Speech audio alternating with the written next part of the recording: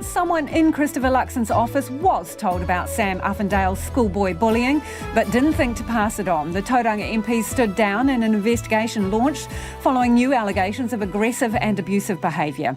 Checkpoint takes a closer look at boarding school culture and whether anything has changed. Would you snoop on your teenage Snapchatter if you could? Well, now you can, but you need their permission. Trent Boult bowls New Zealand cricket a curveball. We've got the details. Swamped by their water bills, some Aucklanders get a nasty surprise, and an unwanted Wallaby hops into new territory in Taranaki, and she is not alone. Check us out, Sky Channel 83, and we're live on Facebook.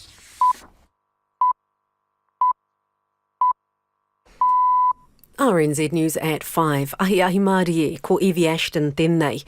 In the latest political twist, National leader Christopher Luxon says a member of his staff was alerted to red flags around Sam Uffindell, but the information wasn't passed on to him. The MP for Tauranga is now suspended from caucus and under investigation by a QC for accusations of bullying. Here's our political editor, Jane Patterson. As a potential candidate for the by-election, Sam Uffindell disclosed an attack on a younger student at boarding school more than 20 years ago. The selection panel knew but was bound by confidentiality, which Mr Luxon raised as a major problem, partly because it meant voters did not have that information. Today, Mr Luxon said the campaign chair did inform one of his staff ahead of the by-election, but mistakenly it was not passed on to him. The QC investigation will take about 2 weeks and could consider other allegations if any arise. A career firefighter in Auckland says an impending strike isn't about pay. The Professional Firefighters Union has given notice of its first national strike at the end of the month, following failed negotiations with Fire and Emergency. At Central Fire Station, firefighters say they're clocking hundreds of hours of emergency overtime and struggling with faulty equipment. Andrew Horst has been a firefighter for more than 20 years. The equipment has failed, trucks have failed to pump, failed to start. We've had truck breakages on the way to calls. FENZ says the proposed strike is disappointing after a new offer to increase firefighters' pay by 8 to 19% in the next 2 years. The parties are back in talks today and tomorrow. The Secondary Principals Association is hoping NCEA changes announced today will relieve pressure on teenagers and their teachers. Schools can award 1 extra credit for every 5 credits a student has earned, up to a maximum of 8 at levels 2 and 3 and 10 at level 1. The association's president, Vaughan Cuyo, says it'll reduce the number of assessments students must complete. If you think about a student in Year 11 who's studying an NCEA program, most of the achievement standards-based units of work that they're doing will be between sort of 3, 4, occasionally a 5 credit sort of thing. So you're talking across their whole program, maybe anywhere between 2 and 4 standards that they now don't have to do. Vaughan Cuyo says the changes are aimed at helping students who need it without advantaging those who don't. A 62-year-old live-in man is facing multiple charges over a 24-hour standoff with armed police last week, which forced the evacuation of about 80 residents and ended with a house fire. The man was admitted to Palmerston North Hospital after being brought out by firefighters last Friday night. Ruth Hill reports. Manawatu Area Commander Sarah Stewart says the man has been charged with threatening to kill, causing harm by posting digital communication, arson and possession of an offensive weapon over the incident in Bledisloe Street. He's been released from hospital and is remanded in custody, scheduled to reappear in the Levin District Court at the end of the month. Inspector Stewart says a number of investigations are continuing. As the matter is now before the court, the police cannot comment further. A Queenstown tourism operator says the new plan to address the industry's workforce issues is spot on. Tourism Minister Stuart Nash this afternoon unveiled the draft Better Work Action Plan, which aims to improve conditions and strengthen the workforce. It outlines key actions to make the industry more regenerative, including a tourism and hospitality accord to set employment standards. iFly Queenstown owner Matt Wong says it's a great plan. What it actually is going to mean is a lot of our leadership within the tourism industry is going to have to go back to school a little bit because there's a lot of layers to unpack as far as addressing not just workforce, but, the regenerative tourism, and we're talking about, the cultural understandings, technology and implementing and innovating in that space, being an employer of choice. Consultation closes next month. Wallabies may be invading Taranaki, but it's not the Australian rugby team. The Waikato Regional Council says it's highly likely a wallaby has been found in Moko, outside the containment area for Dama Wallaby in the North Island. Senior Biosecurity Officer Dave Byers says a landowner found the injured wallaby 2 weeks ago with a joey in her pouch near the boundary with Bay of Plenty. Mr Byers says it's suspected the animal got there with human assistance. He says the council's working hard to stop wallabies, which are classified as pests, from spreading from the containment area. An ailing beluga whale that swam up the Seine River in northern France and became stranded has been removed from the water in the first stage of a rescue operation by marine experts. The ambitious task took nearly 6 hours of work and about 80 people to lift the 800-kilogram animal from the river.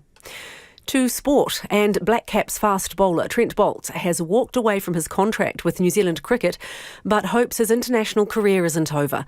Boult, who's currently in Jamaica with the Black Caps preparing for their T20 and one-day series against the West Indies, is tired of touring and wants to spend more time with his family. NZC says contracted players will have selection priority, but Boult hopes the West Indies series won't be his last time in the international arena. A big desire to still represent my country, but I fully respect the fact that giving back my national contract will affect my chances of selection. But ultimately, this decision has been about my family and putting them first, and I feel like this is the right time to do that. The 33-year-old Boult is fourth on the list of test wicket takers for New Zealand, behind Sir Richard Hadley, Dan Vettori and Tim Southee. And First Five, Richie Mo'unga, says fans have a right to be angry with the All Blacks' recent results, but insists the team can break its 3-match losing streak in Johannesburg on Sunday morning. Coach Ian Foster and his team have been subjected to a bombardment of criticism since losing the July series to the Irish, which has been compounded by last weekend's loss to the Springboks in South Africa. Mo'unga says he respects the right of fans to vent their frustrations, but they can't afford to let that play on their minds. And it's fair the fans to care, because they do. They care about our team and care about results. But it's also fair of us to not care about what they think, because hearing that isn't going to help us at this moment. That's the news. Christopher Luxon backs his MPs as new allegations come out. We are a party of law and order, and that we've had an MP involved in a completely unacceptable, unlawful behaviour. Are you a party of law and order? But it doesn't mean... So you're a party of law and order. Andrew Falloon sent a pornographic image to a 19-year-old. Hamish Walker leaked sensitive medical information about COVID-19 patients. Are you the party of law and order?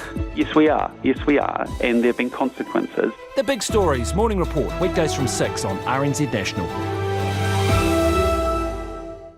You're on Checkpoint next with Lisa Owen. Right now, the short forecast from Met Service to midnight Thursday. For Northland, Auckland and Coromandel, partly cloudy with scattered showers today. Becoming fine tomorrow, but 1 or 2 showers remaining about Coromandel. From Waikato to Kapiti, including Bay of Plenty and the Central High Country. Generally fine with a few cloudy areas and the odd shower about southern Taranaki, Waitomo and Taumarunui. A few showers developing about Taihape tomorrow. From Gisborne to Wairarapa, also for Wellington, often cloudy with showers. Marlborough and Canterbury, mostly fine today. Showers tomorrow, but remaining dry about northern Marlborough. Showers are clearing Canterbury in the evening.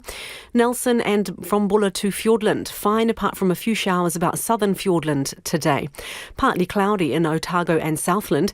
Showers developing this afternoon or evening, clearing Southland and central Otago tomorrow morning and elsewhere tomorrow evening. And for the Chatham Islands, occasional showers.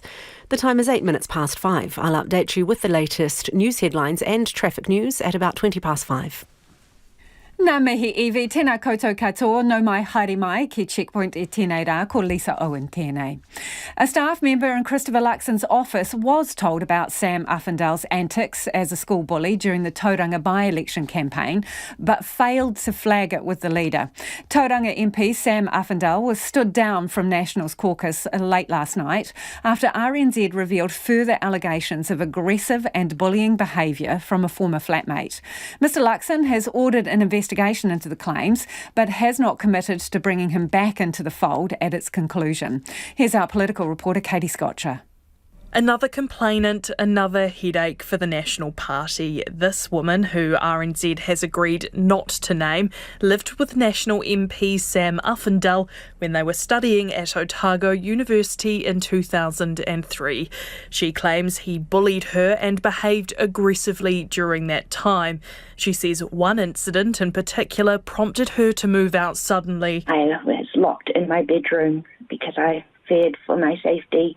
And he was smashing on my door and yelling obscenities and, basically telling me to get out and hit the road, fatty, and swearing. And I ended up climbing out of my bedroom window and ran to a friend's house. The woman says she rang her father in the morning and he travelled to Dunedin the next day. I spoke to Mr. Uffindell and his other flatmates at the time. The flat itself was completely trashed. There wasn't a stick of furniture left. There was no crockery left. There were no handles left on anything.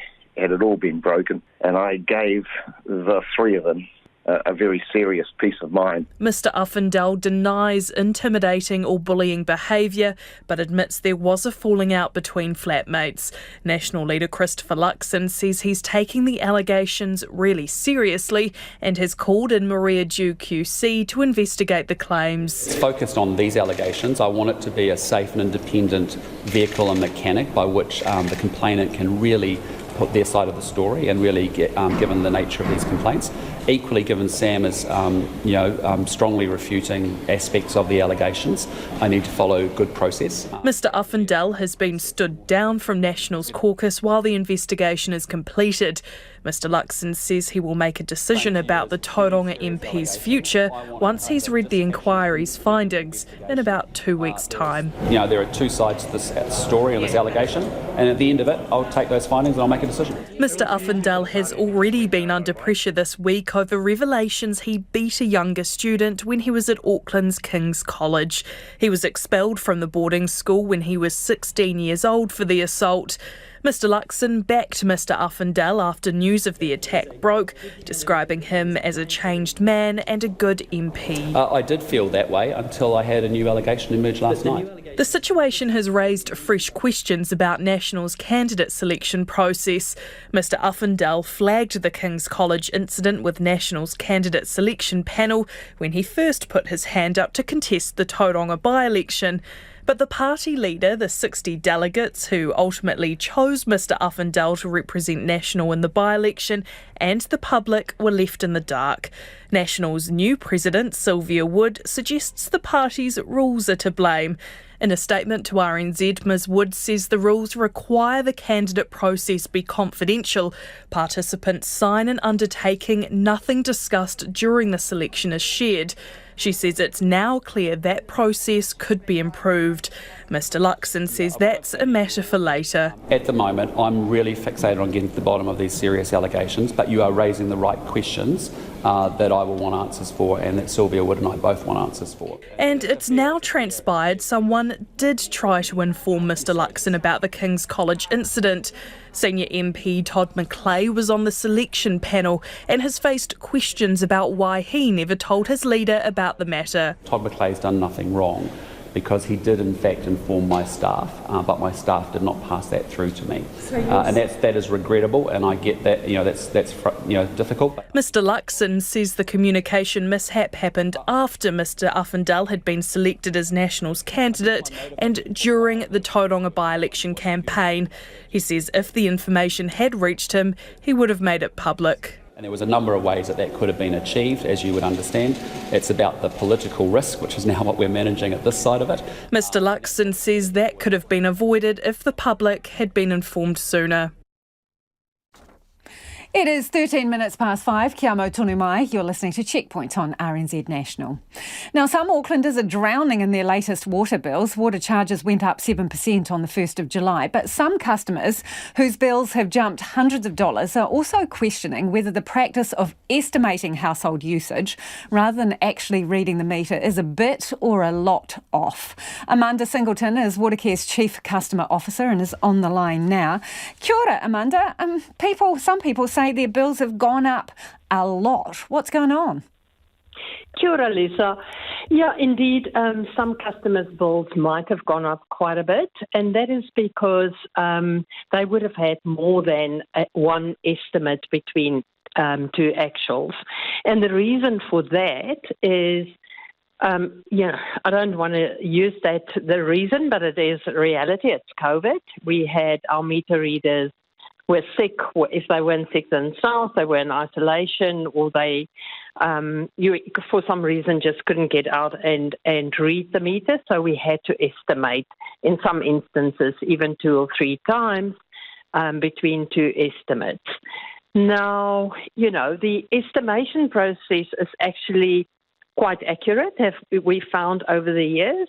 But of course, if for whatever reason your consumption behaviour between two actuals when we've estimated was different to what it was before, you would, when we do the actual, get either a higher than usual or a lower than usual bill at that point.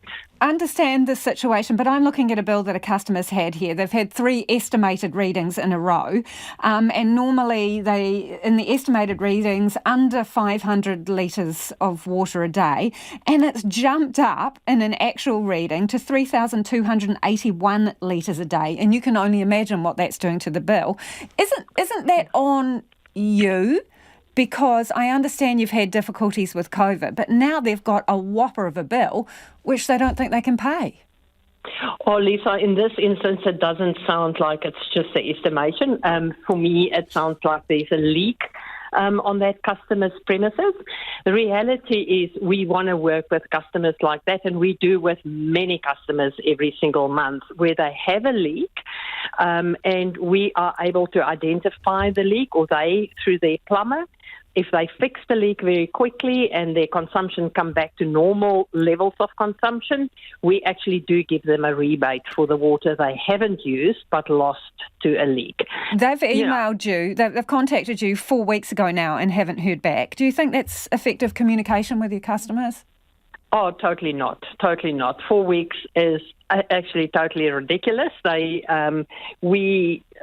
Customers calling us obviously get through very quickly on our lines, and customers emailing us get a response to us on average within 24 hours. In exceptional cases, when we ourselves are hit by COVID absences, it could take a little longer, but 4 weeks is unheard of. Amanda, because you have had to estimate so many meter readings rather than give actual readings, should customers get a credit for that? Because, well, that's not really their problem, is it?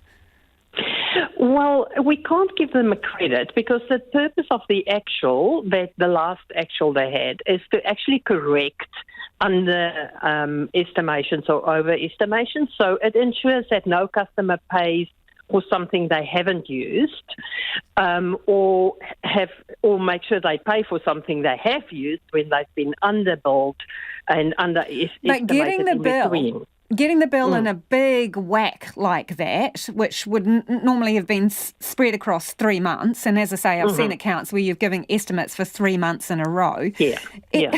Is that not a little unreasonable to expect them to come up with all that money in one go where it would normally be spread over time? And again, that is because of something you have been unable to execute. Sure. And I totally get it that for some customers that would be really hard to come by. So we work with those customers again to agree a payment plan, and we're prepared to spread those payments for up to, over up to 6 months. Really appreciate your time this evening. Thank you for joining us. That is Amanda Singleton from Watercare there. Love to hear from you. What's your bill look like this month? Notice any difference? Text us on 2101 or tweet us at Checkpoint RNZ. And another massive chunk of land has fallen away in a hilly Wellington suburb after days of heavy rain. The city's had its wettest July on record, and a number of banks have given way in the last week, keeping contractors and engineers on their toes. Our reporter Kirsty Frame and cameraman Angus Drever have the story. Many residents in Karori didn't hear the rumble of land sliding down this morning, but they soon woke up and saw the rubble close to their front yards. Peter lives nearby and heard something. I just thought it was somebody dropping something upstairs, being downstairs. And, came out this morning after I was told by my landlady that there was a slip down the road, and I thought, wow, okay. Looks like I'm walking up the hill from the bus this morning. While the slip was edging on the backyard of the street property, there were no concerns for the house up top. Neighbour Carrie says the bank that gave way had small slips before, but nothing like today. Very rarely have I ever seen any slips on Woodhouse Avenue. They've only just been very minor ones. It's the worst of the slips I've seen on Woodhouse Avenue, generally when ones have fallen down just a little bit of debris, but nothing as big as this. Poriroa's Paikakariki Hill Road was taken out in the early hours of this morning after a large tree fell. A motorist had a lucky escape after driving through the cordoned-off area and colliding with the debris. Back in Wellington, clean-up began on the large slip on the terrace, where 2 homes were evacuated and will likely be for some time. Seatoon's main thoroughfare tunnel reopened after yesterday when a tree fell down the bank. While it's been a busy few days of land giving way, the council's chief infrastructure officer, Siobhan Proctor, says it's not uncommon. We've had several weeks of very heavy rain, so no extreme one-off events, but just persistently heavy rain. So it has been busy. I think we've cleared about 50 slips in the last few weeks. So it is busy. Where these business as usual, we do tend to have a lot of slips at this time of year when we get heavy rain. She says history shows that there are slips which compromise residential properties in Wellington on occasion. Anywhere where we've had to cut into ground, so whether we're putting in a road, many decades ago we might have put in a road, but anywhere you've cut that ground, there's an increased risk of slippage. So I think if we're expecting more extreme weather events, which, for all intents and purposes we're probably going to see more of these events in the future. Kushla Loom heads the climate change and resilience team at the consultancy company Becker. She says to build resilience, we need to firstly understand the risk and then consider the options. The first being the status quo, cleaning up the slips. Of course, that is quite costly to do, and with the increasing frequency that we're seeing of some of these events, it may not be a viable option. The other options are to protect, which is to produce engineering outcomes that would reduce the potential likelihood of landslips occurring in the future. The third option would be in areas of extreme instability to look at retreating. Wellington's councils are currently undertaking a regional climate change risk assessment with the help of Becker, NIWA, GNS and other experts to inform future planning. And if you're listening to that story on radio, we'll put the video version up on our web page. It is 22 minutes after 5 and you're with Checkpoint on RNZ National.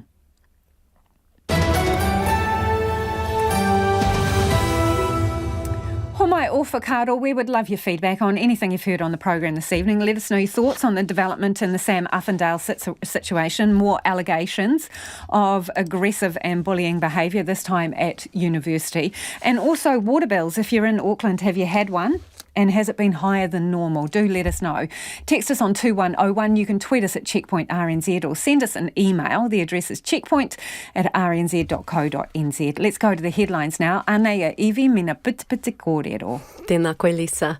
National leader Christopher Luxon says a member of his staff was alerted to red flags around Sam Uffindell, but the information wasn't passed on to him. He says he would have publicly shared the information of Mr Uffindell's attack on a younger student while at boarding school if he had been made aware earlier. A career firefighter in Auckland says an impending strike isn't about pay.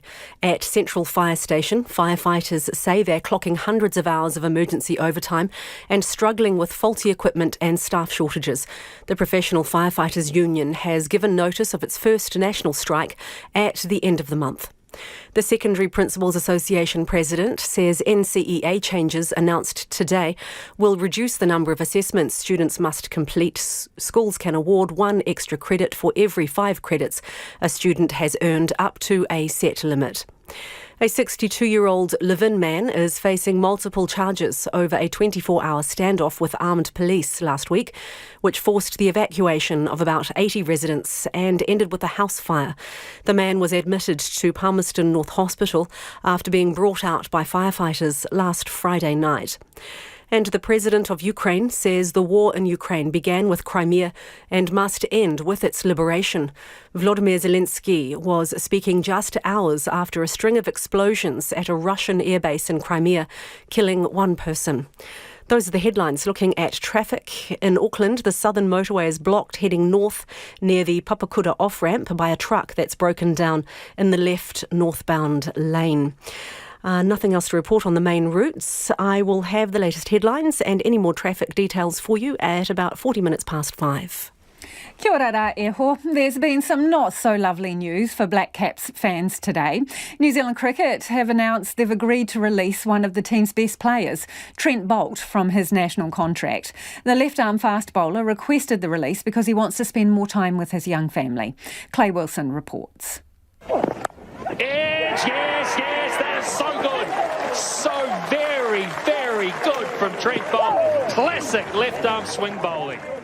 He sits fourth on New Zealand's all-time test wicket list and has another 231 for the Black Caps in white ball cricket. But after 12 years and countless weeks and months on the road, Trent Boult wants to have much more time at home. The 33-year-old father to 3 young boys says it's not a decision he made lightly. I have a big desire to still represent my country, but I fully respect the fact that giving back my national contract will affect my chances of selection. But ultimately, this decision has been about my family and putting them first, and I feel like this is the right time to do that. As Boult suggests, the decision begs an important question. With priority for New Zealand selection being given to players with either central or domestic contracts, are his Black Caps days done? New Zealand cricket boss David White indicates we haven't quite seen the last of a player who's always been a fan favourite.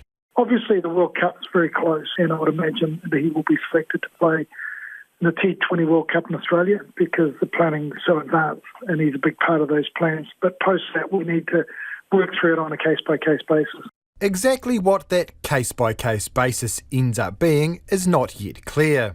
But White admits outside of big global events, Boult probably won't be seen in a Black Caps jersey too often. And although Boult isn't the only established New Zealand player with young children at home, White isn't expecting others to go down the same path just yet.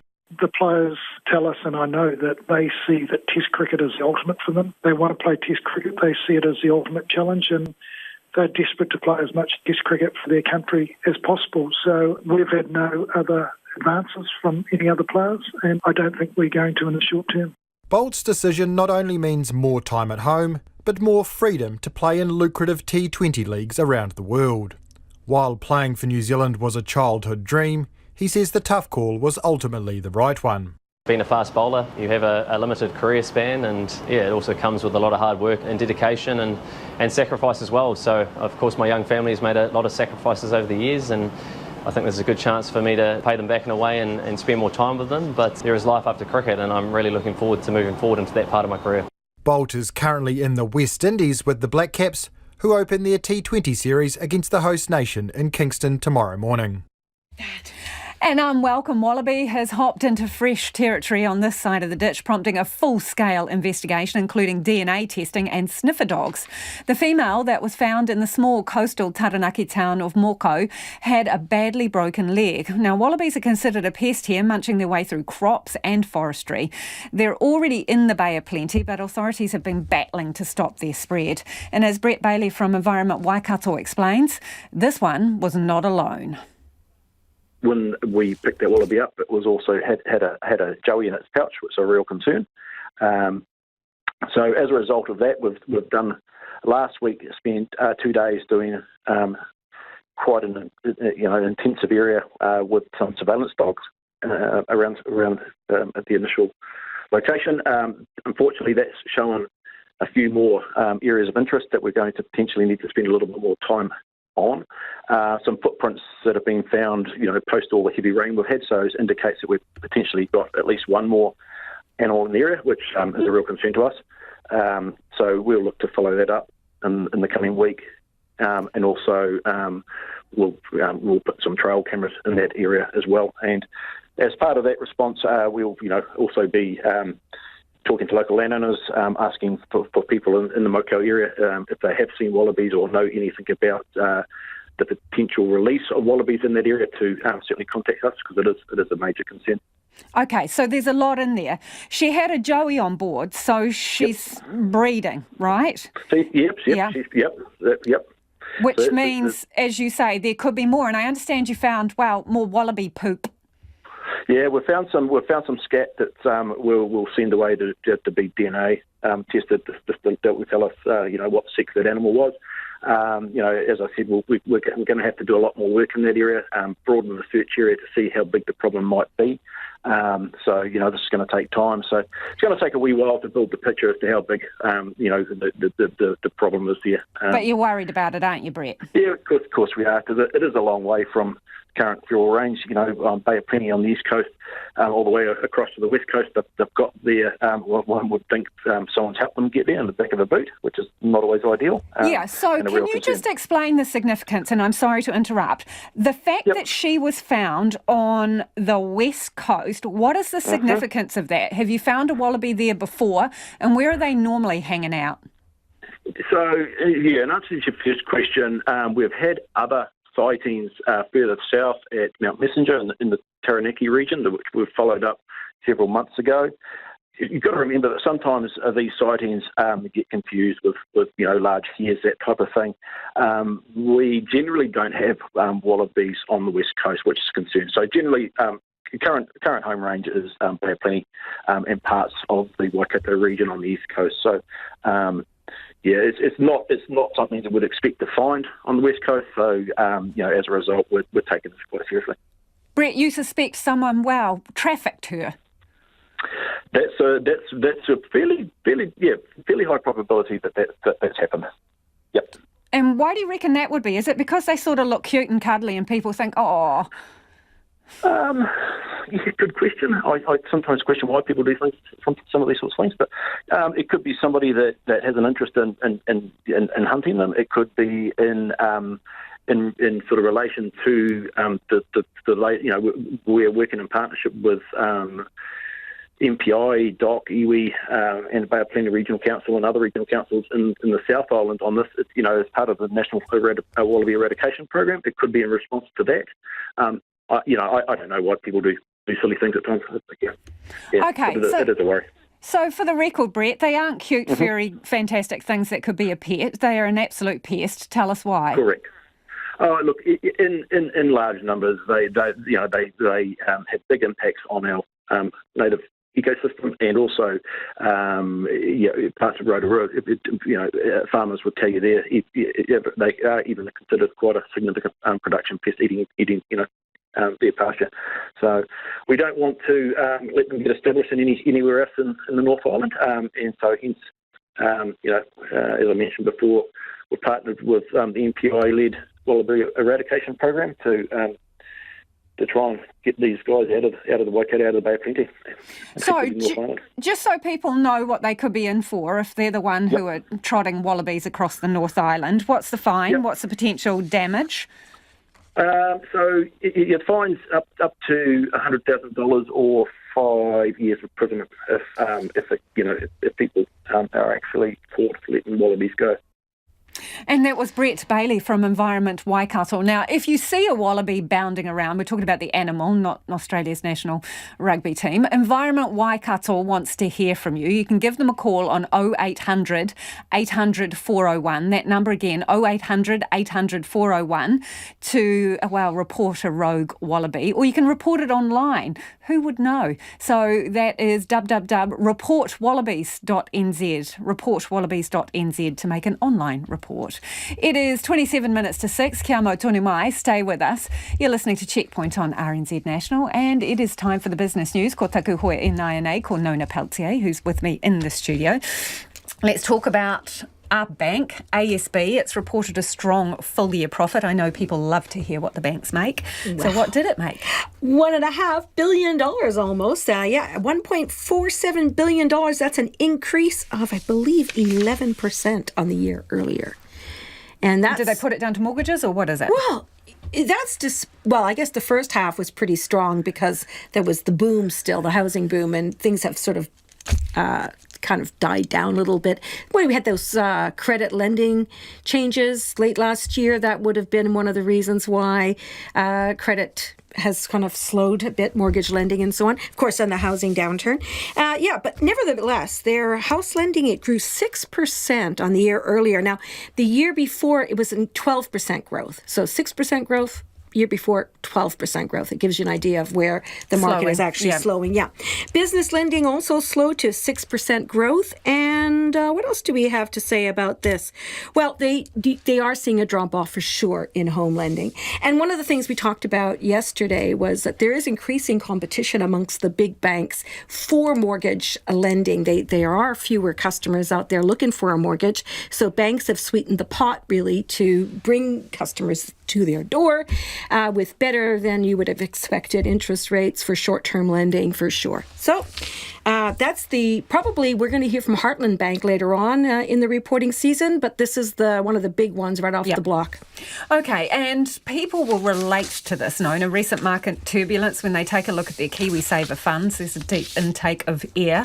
So what's the damage been? Well, I don't look at mine because KiwiSaver is really a long-term savings plan, and that's how people should be seeing it. However, some people will be using their KiwiSaver to buy a home, for example, so they may be feeling the crunch a little more. And what we've seen is, of course, the market has really retraced since the beginning of the year.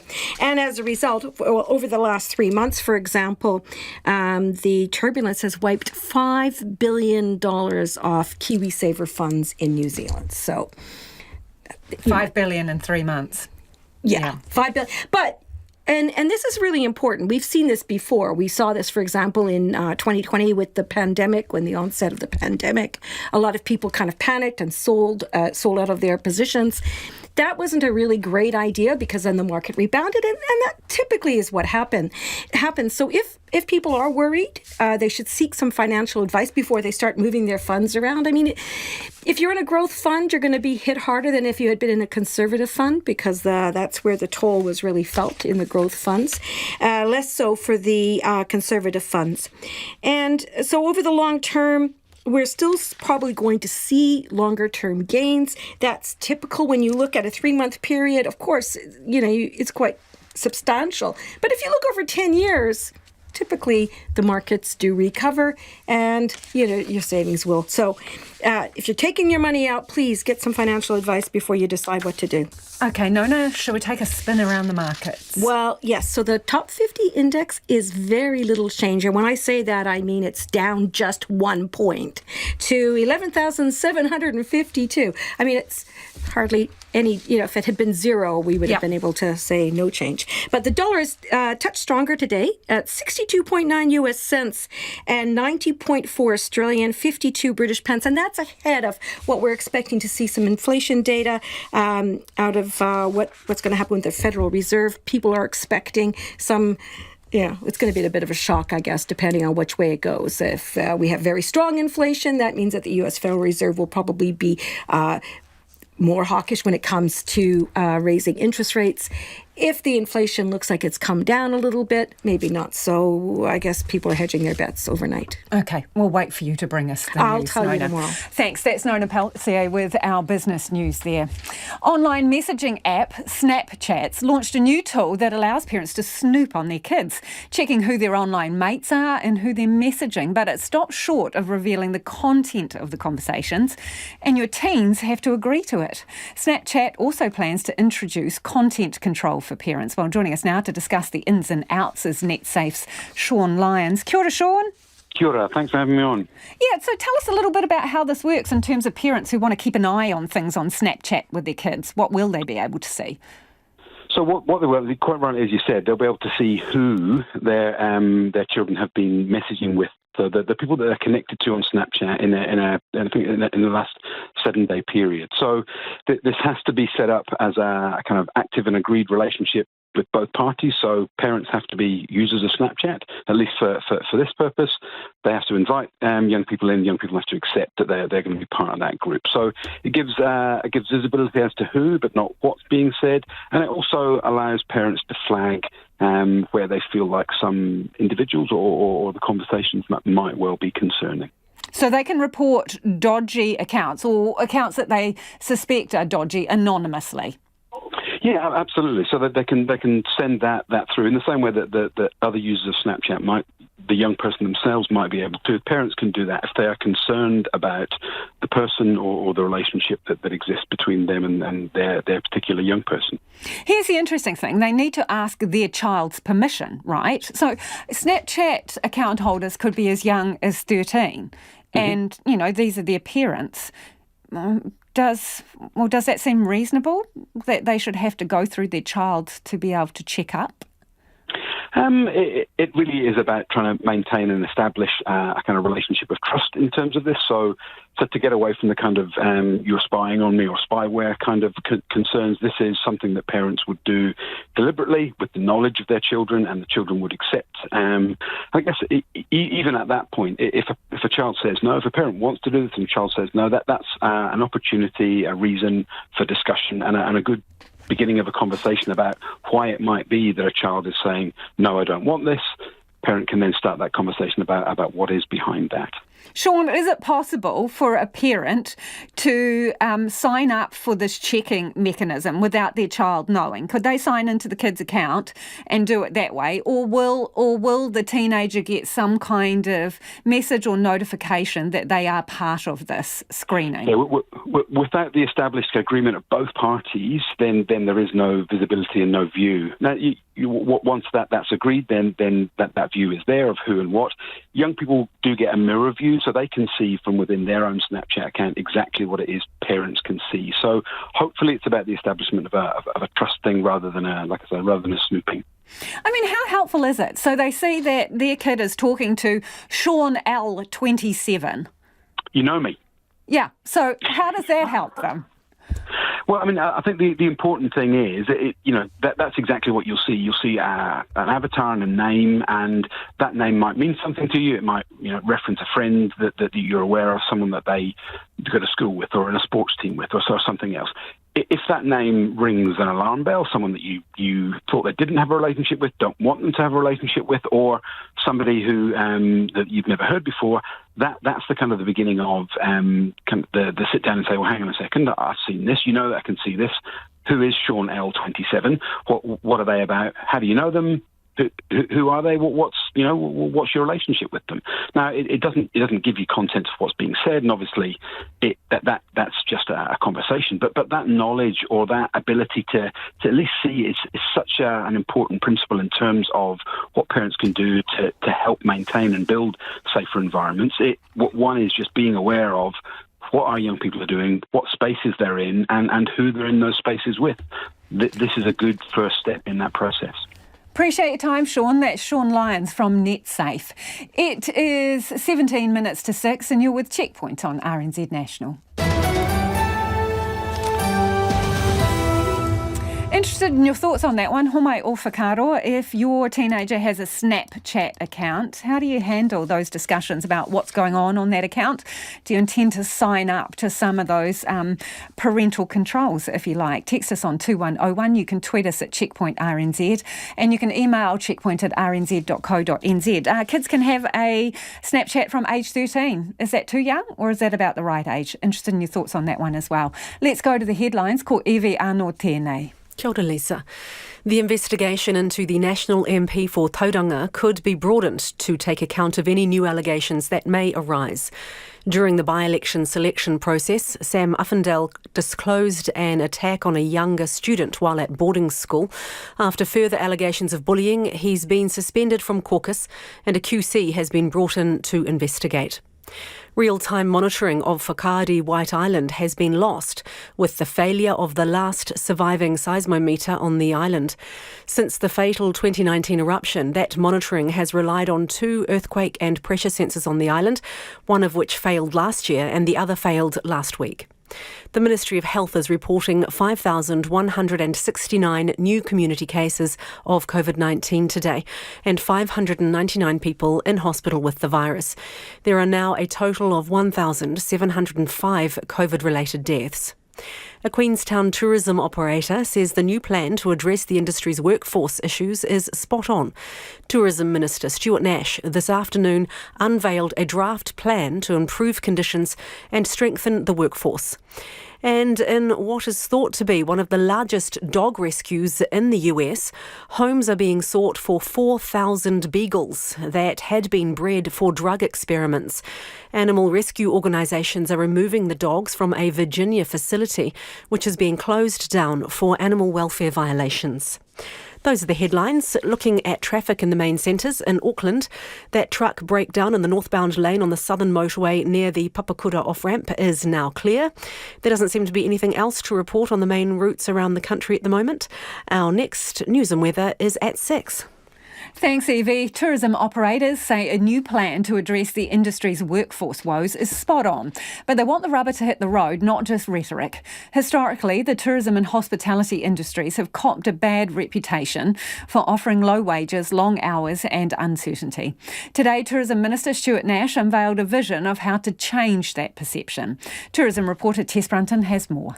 Tourism Minister Stuart Nash says the industry is often a stepping stone, not a destination for many workers. Many New Zealanders start their careers in the tourism or hospitality job, often as students or temporary jobs before they find, quote unquote, a real job. But we have done, I believe, a poor job of creating an aspirational career pathway in tourism for young people when they're considering their employment options. Mr Nash says it's time that changed, and the Better Work Action Plan will help them do that as part of an overall tourism transformation. The plan includes a tourism hospitality accord to set employment standards, better education, adopting technology to better future-proof the industry and improve workers' experiences, developing cultural competency, and using seasonal fluctuations in demand to upskill people and provide more consistent work. He says it's been a collaboration between businesses, unions, government and local iwi. So this isn't a situation where the government has sat in the beehive and said, thou shalt do this. This has been a bottom-up thing, and the unions and the workers have done an incredible job. So it's not just buy-in from the employers, it's also buy-in from the employees as well. Hence the reason we've worked so hard to come up with something that I think will make a big difference because it's had feedback from all the sectors. iFly Queenstown owner Matt Wong says the plan sets the industry on the right course. I think the action plan was pretty much spot on with what we're thinking as an industry anyway. We've all been thinking about it probably for the last couple of years or so. And now that we've got some major issues with our labour force, it's quite a timely reminder that actually as an industry we probably need to mature a little bit and address some of the labour issues that we've had for probably quite a few years. He wants to see action as soon as possible, but says he knows it will take time for everyone to get up to speed. He's excited to see technology and innovation play a greater role in addressing workforce issues. And looking at how we can integrate technology, which has already been used in other industries anyway, but use it to enhance and replace some of those lower wage jobs, lower skilled jobs that aren't necessarily needed for a human being, but they're actually enhancing some of the upper management levels as well and upskilling people. Matt Wong says there are other areas that could use more attention. I'd love to see a lot more development opportunities for middle management and leaders in the tourism industry to help them get through implementing a lot of these changes in regenerative tourism into their businesses and make sure that that execution part of the industry transformation plan is done really well. So it needs support on all layers, not just necessarily those coming into the industry for the first time. Rotorua Canopy Tours General Manager Paul Button says it's a great plan in theory, but he wants to see action. All of that stuff is really nice to have on paper, and clearly they've got a lot of really good brains involved. But now it's just the rubber's got to hit the road. Like, it's just about the implementation. Because if you implement every one of those action items, it'll be incredible. Like, what an amazing industry to be a part of. Feedback closes mid-next month, with the final action plan expected to be released before the end of the year.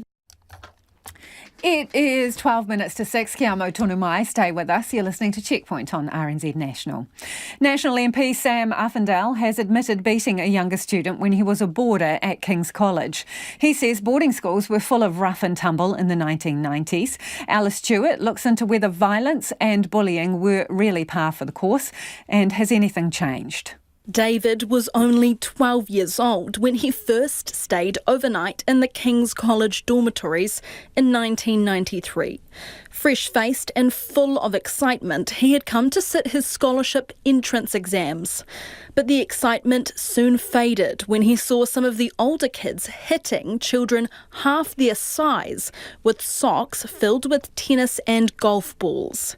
These are David's words, but not his voice. That was my experience, my first night attending. Violence from 5th and 6th formers towards scared prepubescent little kids. So it wasn't a great introduction. More memories of his time at King's College came flooding back when the scandal surrounding National MP Sam Uffindell began earlier this week. David says he was unsurprised to read the story of Uffindell's victim. A punch here and there, or a kick, or someone gets shoved down the stairs or cornered and threatened. That was a pretty regular sort of thing. He says he was lucky to be in a boarding house where violence happened about monthly. He had heard it was worse at other King's dorms where it could happen every day or week. There was always an undercurrent of violence, and there was always that kind of fear. The kids who were sporty were always first-class citizens, and everyone else was meat for their grinder. But Reverend Warner Wilder, who was the chaplain for King's College between 1989 and 2016, including the time Sam Uffindell attended, refutes this. He says violence and bullying was uncommon and never accepted by the headmaster or others in the school's senior leadership. There was a very strong culture with regards to, caring for one another, and it was made quite clear to parents and students that any sort of harassment would not be tolerated, and Sam found that out. If there was violence at King's, despite efforts by the college, the school was not alone. Stories of bullying and assaults among boarders of that era abound, with one school, St Stephen's, closed in 2000 after reports of violence and mismanagement. Simon was a student at another boarding school in the 1980s. He describes an environment where younger kids were punched and taunted daily. His words have also been revoiced. So one dorm prefect had these really pointy-toed shoes, and he'd make you bend over with your head under the pool table, and then he'd kick you up your bum. And instinctively your head goes up and you'd bang your head under the pool table. Back then, prefects were entrusted to look after the younger students overnight. One night, Simon was filling in for a dorm prefect and remembers out of fear he allowed a group of 20 16-year-olds to beat up one 13-year-old. They wanted to give this guy a hiding and they said, "Can we do this?" And I said, "Yeah, I'll just turn my stereo on so I don't hear." So the stereo gets turned up and I hear over the top of it. I can hear this boy getting an absolute hiding. He's crying out for me since I'm supposed to protect him, and I just allowed that to happen. God knows what's happened to him now. But has anything changed at boarding schools since then? RNZ approached the Boarding School Association, but it's offered no comment. In a statement, King's said it had clear policies regarding students' behaviour and will not tolerate any breaches of major school rules, including harassment and gross misconduct. Reverend Wilder says while he doesn't think violence was ever widespread at King's, these days students' well-being is centre stage. The emphasis, I think, today is on supporting students far more than I think perhaps it was 60, 70 years ago. I would stick my neck out and say I think it's a very safe place. The pastoral care is a huge part of the culture of the school. Career firefighters at one of the country's busiest stations say they're clocking hundreds of hours in emergency overtime while struggling with faulty equipment, long hours and a lack of trauma training. The Professional Firefighters Union has given notice of 1 hour national stoppages at the end of the month. FENZ says the proposed strike is disappointing after a new pay offer. Our reporter Haisa Almeida went to Auckland Central Fire Station to talk to firefighters. Equipment has failed, trucks have failed to pump, failed to start. We've had truck breakages on the way to calls.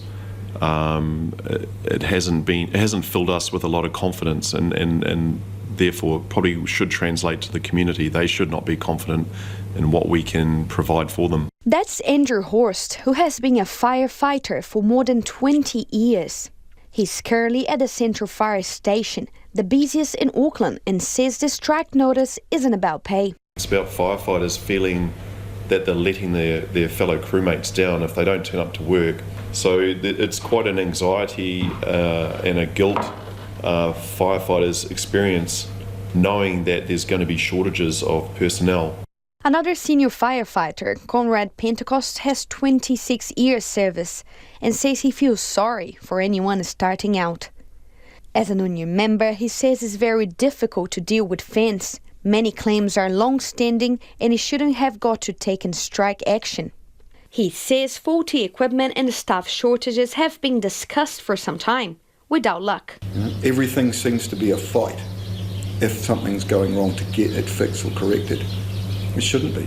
Some firefighters say they are frequently working 80 to 100-hour weeks to ensure stations can respond to emergencies. Senior firefighter Cameron Graham says since Christmas he has clocked more than 700 extra hours. It's a lot of time away from my family, away from my partner. If I don't go to work and that truck rides down, then my colleagues are not only at a heightened level of risk, or the community is also at risk.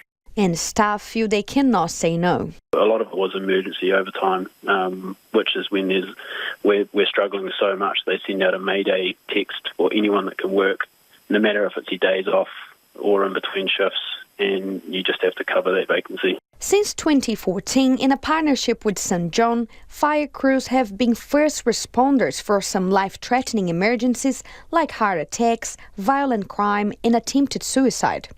And Cameron Grant says that changed the job. We're being put into situations where we do not have the training, like gunshot wounds, stabbings. This recent spate of crime increase in Auckland has seen us faced with some pretty advanced trauma care, and we are certainly not provided with the standard of training required. The Deputy National Commander at FENZ, Brendan Nelly, says his staff are working too much overtime, especially at weekends. He says some firefighters have left because of the vaccine mandate and people are working long hours to cover the many workers who are sick with COVID. Mr. Nelly says more staff are being recruited and the vaccine mandate has gone. As for the Auckland Central Station, he says there are enough trucks and crew to respond to 111 call-outs, as well as adequate first aid training, mental health support and counselling. Strawberries in Pavlova, it usually means summer and Christmas, but not anymore.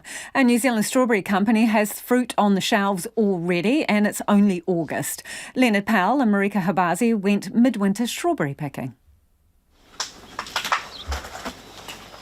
With severe weather disruption and supply issues limiting our imports from Australia during the winter, several New Zealand strawberry growers are stepping up to fill the gap in the market.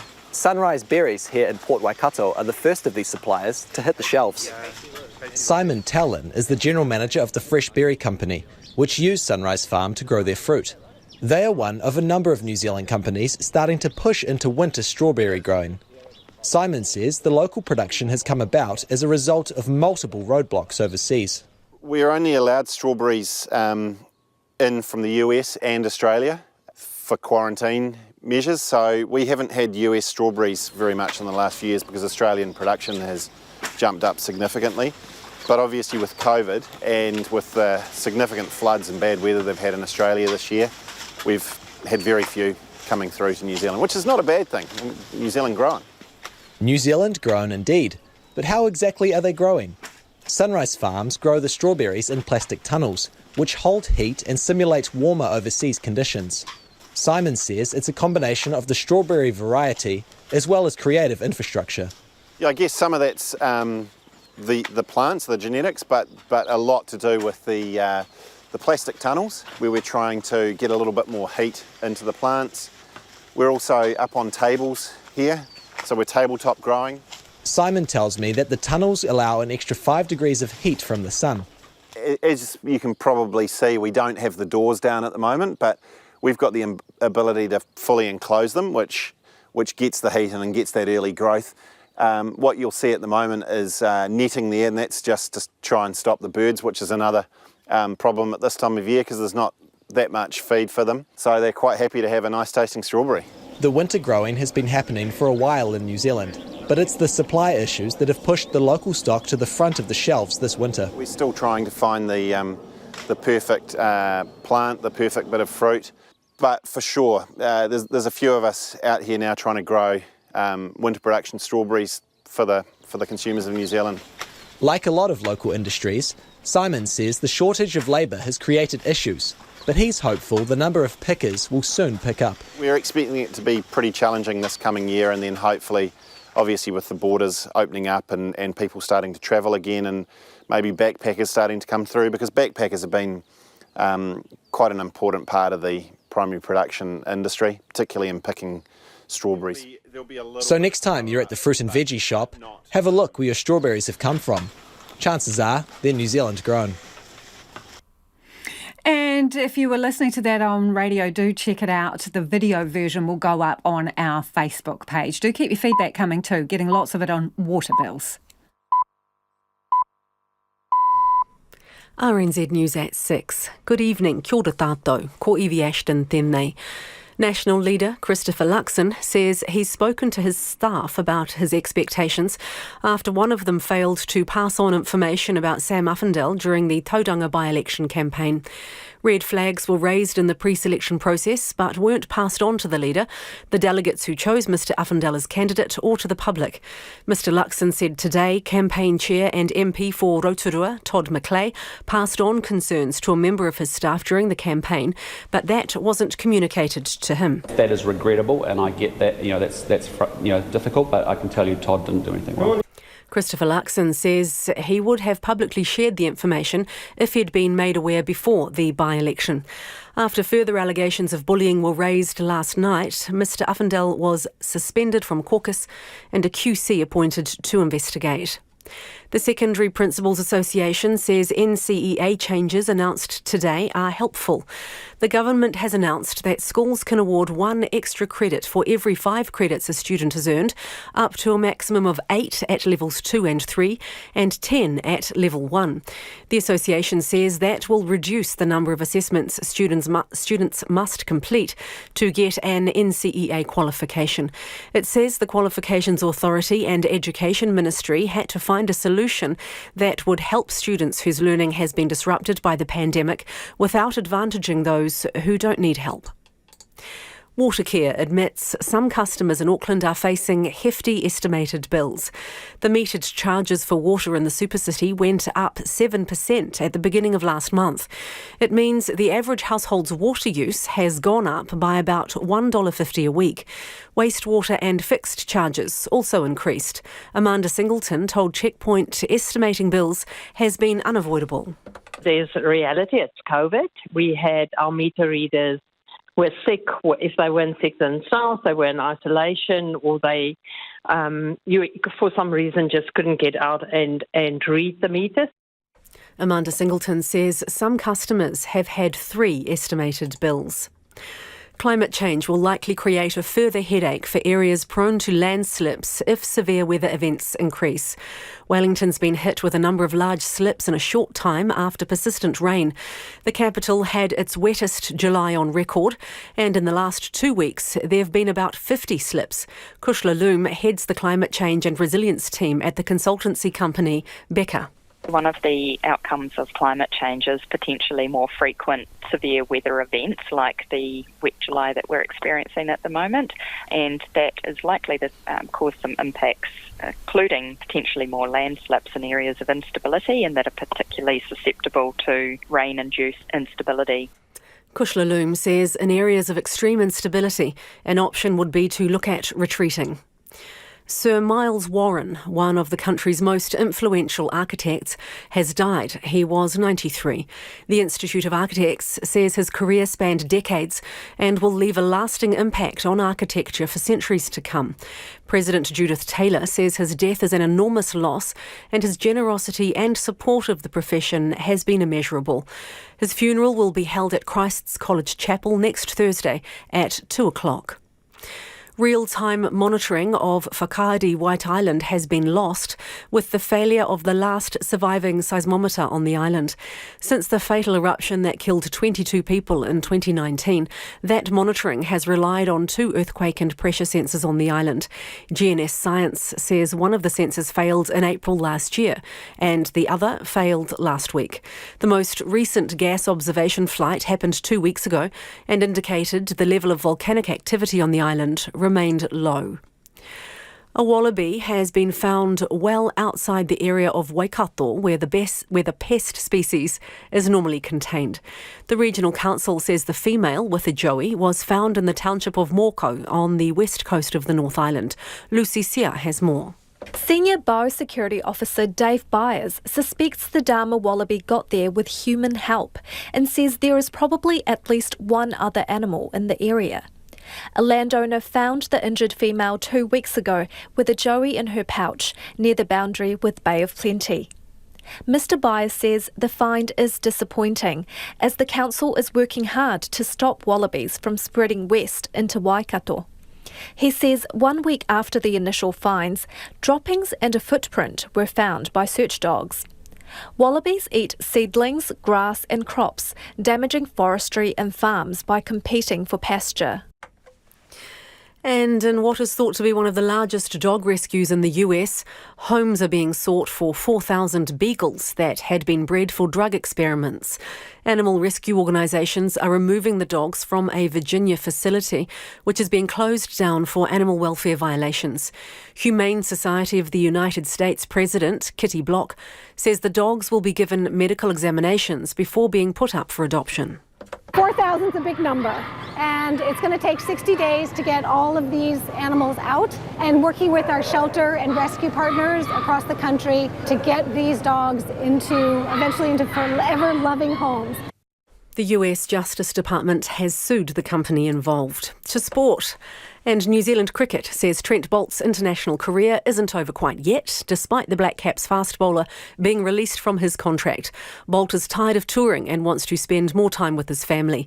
NZC boss David White says while players with either central or domestic contracts will have priority when it comes to Black Caps selection, Boult's international career isn't over. Obviously, the World Cup is very close, and I would imagine that he will be selected to play the T20 World Cup in Australia because the planning is so advanced, and he's a big part of those plans. But post that, we need to work through it on a case-by-case basis. Meanwhile, former international cricket umpire Rudi Koertzen has died in a car crash in South Africa. The 73-year-old was on his way back home from Cape Town after a golf trip. And the All Blacks captain Sam Cane says there's as much on the line as there's ever been as the team prepares for this weekend's second test against South Africa at Ellis Park. A loss could spell the end of coach Ian Foster's reign, and Kane's position would also come under further scrutiny. Beating the Springboks at Ellis Park is one of the toughest assignments in rugby, and Cane is feeling the weight of expectation. There's a trophy on the line, playing at Ellis Park, and we're desperate to want to improve and put out better performances than we are, so there's as much on the line as there's ever been. The All Blacks team is named tomorrow night. That's the news. Tonight on Night's Grant Searchfield, searching for a cure for tinnitus. He might have found one, and it's just a phone call away, or at least a swipe right. Fleur Adcock's latest collection of poetry is just one of our Hump Prizes, and Amy Atkins, creator of this country's first autonomous sensory meridian response show, that's ASMR for short, on nights with me, Brian Crump. It'll give you tingles. Afternoon news at 7 on RNZ National. You're back with Lisa Owen next on Checkpoint. Right now, the short forecast from Met Service to midnight Thursday. Northland, Auckland and Coromandel, partly cloudy with scattered showers today, becoming fine tomorrow, but 1 or 2 showers remaining about Coromandel. From Waikato to Kapiti, including Bay of Plenty and the Central High Country, generally fine with a few cloudy areas and the odd shower about southern Taranaki, Waitomo and Taumarunui. A few showers developing about Taihape tomorrow. From Gisborne to Wairarapa, also Wellington, often cloudy with showers. For Marlborough and Canterbury, mostly fine today. Showers tomorrow, but remaining dry about northern Marlborough. Showers clearing Canterbury in the evening. Nelson and from Bulla to Fiordland, fine apart from a few showers about southern Fiordland today. Otago and Southland, partly cloudy. Showers developing this afternoon or evening. Clearing Southland and Central Otago tomorrow morning and elsewhere tomorrow evening. And for Re Kohu, the Chatham Islands, occasional showers. It's coming up to 9 minutes past 6. I'll update you with the latest headlines at 6:30. No mihi iwi, no mai hoki mai. This is Checkpoint, ko Lisa Owen tēnei. Europe is once again experiencing high temperatures which are causing droughts and wildfires. Nearly 900 firefighters are tackling a series of blazes in Portugal. Russian authorities also say 160 wildfires are burning across their country. The BBC's Mark Lowen is in central France where the heat is causing problems for farmers. Well, this cornfield in the Loire Valley should be lush, green and full of corn at this time, but instead the crops are brown, falling apart, dying on the parched earth, and there's just no seeds of corn at all inside. As France is suffering from its worst drought on record, mean that corn production alone is likely to fall 18% this year. And that's a major problem, says the president of the local farming union, Denis Lézé. The Ukraine war has shown how countries must become more independent with their food production. With the conflict and now climate change bringing farming to its knees, there are big questions about how we'll feed our world. With tough restrictions on water across the country, it's being kept for the most urgent use. Firefighters dousing the flames in fresh forest fires tearing through arid ground. Hosepipe bans are in place and water storage levels are dangerously low after the hottest July France has ever recorded. Now in its fourth heat wave, there is no significant rain forecast here for now. The Australian government says it won't be cowed by China's demands to butt out of its dispute with Taiwan. The acting Prime Minister has dismissed accusations from China that Australia is to blame for the strained relationship between the two countries. Taiwan's military have started live fire drills in response to days of Chinese military action, which has seen missiles shot into waters off Taiwan. The ABC's Isabel Rowe reports. Off the coast of Taiwan, shells rain down into the ocean, shot from artillery lined up along the bank. Taiwanese soldiers have begun practising their defences as the country's Foreign Minister Joseph Wu warns of an attack. China has used the drills in its military playbook to prepare for the invasion of Taiwan. Chinese military has been conducting what it calls exercises near Taiwan. Joseph Wu says China has sent missiles and Navy ships into the ocean and sent planes across an unofficial territorial boundary known as the Median Line in response to US House Speaker Nancy Pelosi's visit to the country last week. It is conducting large-scale military exercises and missile launches, as well as cyber attacks, disinformation campaign, and economic coercion in an attempt to weaken public morale in Taiwan. Australia, along with the US and other nations, has publicly condemned Beijing's military drills. While Australia doesn't consider Taiwan as independent from China, it wants to see the island nation continue to govern itself. China's Foreign Ministry spokesman Wang Wenbin has scolded Australia for getting involved and maintains China is taking legitimate, justified and lawful measures to safeguard its sovereignty and territorial integrity. The acting Prime Minister and Defence Minister Richard Marles is calling for calm. I think that is a deeply concerning comment that has been made. What we need to be seeing is a de-escalation of tensions. It is critical for the region, and it's critical that we return to a much more peaceful and normal set of behaviours in the region and across the Taiwan Strait. Relations between China and Australia have been increasingly strained for some years. Under the former Morrison government, China banned the import of several Australian products and warned its citizens against travelling here, citing racist attacks. Richard Marles believes his government can handle the relationship better. He says the Labor government will use a different tone, but admits it may not work. If engaging in a more respectful, diplomatic way takes us some way down a path, it does, and if it doesn't, it doesn't. We can only control our end of this equation, but we will always be speaking up for the national interest. Australia's Acting Prime Minister Richard Marles ending that report. It is 13 minutes past 6 and you're with Checkpoint on RNZ National. The situation around Zaporizhzhia nuclear plant in Ukraine remains extremely volatile. The complex has been under Russian occupation since early March, although Ukrainian technicians still operate it. Ukraine's nuclear agency says Russian rockets have damaged part of the plant, sparking fears around the region. As CNN's David McKenzie reports, Russia has said it will allow inspections of the plant, but is yet to let anyone in. Drone footage of the Russian military right inside Europe's largest nuclear site. Ukrainian and Western allies often blame Russians for shielding their weapons here. Now they accuse them of much worse.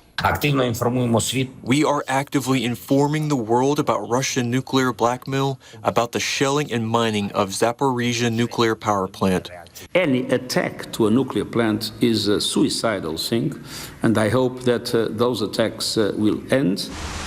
Ukraine blames Russia for shelling at the giant site. Russia blames Ukraine. But the attacks threaten 6 Soviet-era nuclear reactors. The Atomic Energy Agency head says there's a real threat of a nuclear disaster. And what is the consequences of that? There could be a cloud, radioactive cloud, and then all consistencies will depend on the weather, actually. What is the wind direction and where it will go and how strong is this wind. So the head of Eneroatom, Ukraine's nuclear company, says that after the strikes, just one electrical cable is left intact, powering the cooling of Zaporizhzhia's reactors. If the power supply and the backup fail, Europe faces the spectre of a Fukushima-like disaster, where the 2011 tsunami caused catastrophic reactor meltdowns. this is dangerous, actually, situation, because if this diesel stop, then you will have like already disaster with melting of nuclear materials within 1.5 hours. Back in March, Russian forces demonstrated their level of concern for nuclear safety as they took control of Zaporizhzhia. Ukrainians say 1,000 technicians are still held hostage. And as the war grinds on, the threat to the plant and Ukraine's energy security continues. Ukrainian officials now believe Russia is trying to connect the plant to its own grid, attempting to cut off the country that they are determined to conquer. In Australia, skilled migration visas have been a godsend for regional businesses that have been struggling to find enough staff. That's especially so for pubs, restaurants and other hospitality venues. But those workers and their employers say long delays in processing applications are causing serious problems for the workers and their families. And it's feared the strain will prompt desperately needed skilled workers to leave Australia. The ABC's Danielle O'Neill has more. Hey Maxie, yeah. What's the curry tonight, mate? It's a beef curry, yeah. Beef curry, yeah. It's tourist season in the outback Queensland town of Longreach, and the Birdcage Hotel is under the pump. Mate, today we got 26 and 1 for we'll do option 2. Yeah. I'll text you their order as soon as I know, mate. Max Madushka Dilshan Pereira from Sri Lanka has been the head chef here since 2020 and has service down to an art. But the hardworking chef has been stuck in limbo, trying to get visas for his wife and 2-year-old daughter to join him in Western Queensland. Hi. Forced to wait while the borders were closed during the pandemic, they applied for the visas in March this year. Max hadn't heard anything from the government since April, leaving him desperately worried. I'm trying my best to stay here because I love this town and people are always nice to me, and it seems like they're enjoying my meals. But I have to think about my family as well. Right now I work here, I go home, I got no one. Last week I got sick and I had no one. After the ABC spoke with Max, Madushka Dilshan Pereira, we sent questions to the Department of Home Affairs on Monday morning. And that afternoon, after months of waiting, Max's family was suddenly granted their visas. The news is a boost not only for Max, but for his boss, publican Gavin Ballard. It takes a special person to come out to the outback and to work. So when you get someone that wants to stay, as a business owner, you certainly want to look after them and do the right thing by them as well, you know. We've had our trial of chefs they come this way and the job offers and they just go back to the coast, you know. The extreme pressure on Max and his family has been relieved by the sudden issuing of the visas, but around Australia, there are thousands of people stuck in similar situations. The Restaurant and Catering Industry Association's CEO, Belinda Clark, says it's a big concern for the industry. Many stories that we're hearing about families that are broken up, people trying to get into the country, very long delays. But I think the biggest issue that we have is there's no communication. And that's what's the hardest thing for people to be able to plan and understand of what's happening. Will this be able to be processed? Will I get a yes or a no? But there's no communication. More than 56,000 skilled workers entered Australia in the last financial year on the same temporary skills shortage visa as Max. But government data shows it's taking between 6 months to 2 years to process visas for families of skilled regional workers. In a statement, the Department of Home Affairs says the demand for skilled workers and processing current visa applications is a priority. But Belinda Clark says it could take up to a year for the Albanese government to catch up on the backlog. And they're not happy. You know, they know there's a problem. They are trying desperately to find the solutions, and they certainly weren't expecting it to be quite a huge amount that they had to process, but it's not going to be a problem that's fixed in the short term. There's growing evidence that the worst of the COVID wave in Australia is over, with cases falling across the country. And some infectious disease experts say the future outbreaks will be less severe due to the high levels of vaccination and natural immunity. But the looming risk of another unknown variant emerging could delay those predictions. The ABC's John Daly reports. On several measurements, Australia appears to be on the way down from the peak of the current wave of Omicron BA5. But getting over this winter peak has come at a tragic cost. More than 2,000 people lost their lives to the virus in the last month. James Wood is a leading infectious disease modeller for the New South Wales and federal governments, and he says the worst is over. I think yes. I'm expecting, cases to sort of halve within the next month. And potentially they might go down even more quickly than that as we come out of winter. Was this the deadliest wave we've had so far in Australia? I think it's going to come out about the same as the Omicron wave over December, January. This last wave saw Australia's COVID death toll past 10,000. The tragic milestone came with one of the worst death rates per 1 million people in the developed world, surpassed only by New Zealand and Norway.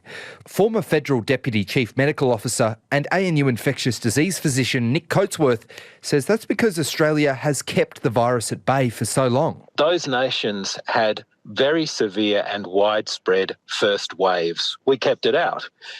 But unfortunately, what that meant was our susceptible population, which was elderly Australians, were not exposed to the virus at those points, so our death rates stayed down. When Omicron BA5 moved through the community, those individuals who were susceptible, sadly, many of them lost their lives, and we found those rates much higher than other parts of the world. Some infectious disease experts are increasingly confident the next waves of Omicron will be milder and less deadly. James Wood says that's because of high vaccination and now natural herd immunity. 5 or 6 months out, it looks like your protection against being at least a case that gets reported is around 80%. Early June, we had evidence that half the adult population in Australia had been infected, and that's probably now 70 to 80%. So infection basically spreads amongst people who can catch it. So if we keep seeing things branch off Omicron that are a little bit different but not too different, that's what we can expect to see. The wild card is, what's the chance we see something completely different, like the jump from Delta to Omicron? Deakin University epidemiologist Catherine Bennett says that risk of a radically different variant is perhaps lower because of falling infection rates internationally. Well, if we come off the current waves and the overall infection rates across the world start to decline, then that does lower the risk that we'll see another subvariant. Without another variant on the horizon, hopefully we'll get some reprieve and our health system can recover, but hard to predict what we're going to see in the future. But at this stage, it looks more promising that we are transitioning now to having a hybrid immunity. Epidemiologist Catherine Bennett ending that report. China's massive economy is dealing with a real estate debt crisis just months before Xi Jinping is to be ushered into a historic third term in office.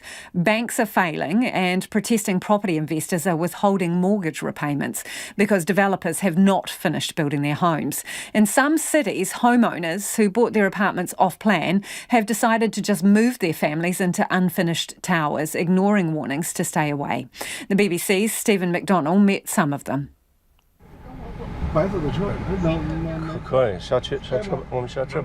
Approaching the tower block, we're being tailed by 3 cars. We know we're going to have to be quick after we get out. The first thing you notice on arrival is how few windows have been put in. This is a shell of a building where families have defied authorities and moved into the apartments they've paid for, but which are not finished. We walk in via the main entrance, and there are around 24 people gathering where the foyer should be. The walls are concrete. People sit quietly on the floor, also concrete. Makeshift cables dangle from the roof. I ask a middle-aged man how many people are living here at the moment. About 100 or 200. We used up all our savings to buy our apartments. It's now been 5 years, and we still cannot live in them. We can't bear it any longer. I ask what their plans are now.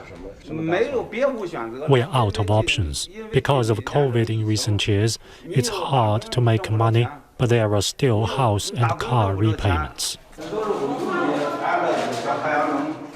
After walking through dark, cave-like corridors, you arrive at the stairwell. Torches are needed to reach the floors where people are living. A man shows us around the incomplete home he's now moved into. Again, the walls and floors are concrete.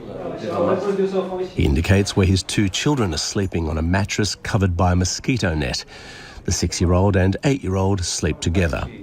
There's little here to mitigate against the stifling heat. I ask him how he feels about having moved his family here. I feel really helpless. We don't want to live like this, but we've nowhere to go. In the room where he sleeps with his wife, there are little solar panels hanging in the window. This is the only electricity the residents have, and it's basic at best. He plugs in an electric fan, but he can't get it to work. Downstairs at dinner time, the communal kitchen is full of activity. A woman explains the routine. With so many people, we cook what we are good at. So you're helping each other, I ask. Yes, we are a big family. All the water here has to be carried in by the residents, now squatting in the exoskeletons of their dream homes gone bad. There's nowhere to wash, there are no toilets. After winning 23 Grand Slams, one of the greatest tennis players of all time, Serena Williams, has hinted she will soon be retiring from the sport. But it seems the R word may be too hard to say. The tennis champ says she'll be evolving away from tennis after the US Open at the end of the month. The news came just hours after Williams won her first match in 430 days in the first round of the Canadian Open. The BBC's Reginaldo Rosario reports. Amidst the delight of a first win in 430 days, the clearest signs yet that one of tennis's all-time greats is starting the countdown to retirement. I guess there's just a light at the end of the tunnel. Explain to me what the light is to you, what the light represents. Freedom. Yeah. I love playing though. It's amazing, but it's like I can't do this forever. So it's just like sometimes you just want to try your best to enjoy the moments and do the best that you can. Those comments from Serena Williams were followed up with a lengthy essay for Vogue on Tuesday, where the 23-time Grand Slam champion suggested she was evolving away from tennis towards other things that are important. In an Instagram post, Williams also said, "I'm going to enjoy these next few weeks." If this is a farewell tour, then it starts at the Canadian Open in Toronto, where despite some headaches, Williams showcased some vintage ball striking in a straight sets win over Spain's Núria Parizas Diaz, her first since the French Open in 2021. Mentally, I feel, I'm getting there. I'm not where I normally am, and I'm not where I want to be, but I think any match that I play, whether I win or lose, it helps me get there mentally, because I haven't played a lot in the last 2 years. A potential second-round clash with Olympic champion Belinda Bencic is the immediate concern, but the US Open looms large. The site of Williams' first Grand Slam success could be where her illustrious career comes full circle. She really had this incredible presence, this incredible aura around her that really could cause a lot of opponents to shrink, and she always backed herself and always believed in herself. She never showed any real senses of doubt out there, and it was something that made her incredibly tough to beat and made her an incredible champion, and she still has that. I think it's going to be very tough for anyone to beat her just with that presence and that sort of outpouring around her these next few weeks. Even if her tennis wasn't what it was, she's still Serena Williams. There may not be a fairy tale of New York ending in 3 weeks' time, but in Serena's own words, "I'm going to try." Some of your feedback before we head off on the Sam Uffindell situation. This person says, so Chris Luxon says one of his staff knew about Sam Uffindell's history of violent bullying but failed to tell him. That's the dog ate my homework level BS, says Michael. On the other hand, Lorna says he's a good frontman, referring to Chris Luxon, but doesn't have a tight team behind him. Not new for National historically. On the subject of water bills, a lot of you getting big ones. This person says our usual fee is $60 in Auckland per month. This month it was $330. Another person says they got a $400 water bill this month after having an actual reading rather than an estimation. That is about all we've got time for. Don't forget the late news team's going to keep you updated throughout the evening, and at 5 a.m. tomorrow on First Up, in light of the Sam Uffindell fiasco, First Up will speak to the Deputy Prime Minister Grant Robertson about Labour's candidate selection process. That'll be interesting. Do tune in and have a great evening. Kia pai tōpō. Catch you tomorrow. RNZ News headlines at 6:30. Kia ora tātou, ko Evie Ashton tēnei. National leader Christopher Luxon says he would have publicly shared information about Sam Uffindell if he'd been made aware before the by-election. Red flags were raised in the pre-selection process about the Tauranga MP but weren't passed on. Watercare admits some customers in Auckland are facing hefty water bills after it was forced to estimate them. The Secondary Principals Association says NCEA changes announced today are helpful. And Sir Miles Warren